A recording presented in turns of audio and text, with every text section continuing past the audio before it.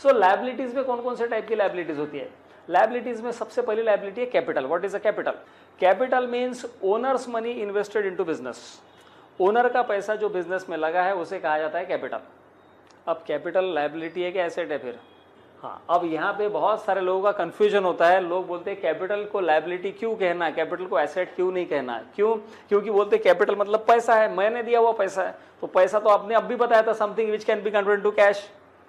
तो capital liability इसलिए है क्योंकि हम बिजनेस और बिजनेस के ओनर को अलग समझते हैं, ऐसा अजम्पशन होता है। अकाउंटिंग में उसे कहा जाता है एंटिटी कंसेप्ट।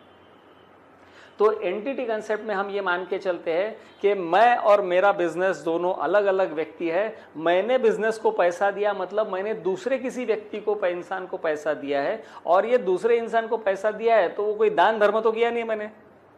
मैं वापस मांगूंगा, कब वापस मांगूंगा? जब मेरी मर्जी होगी तब।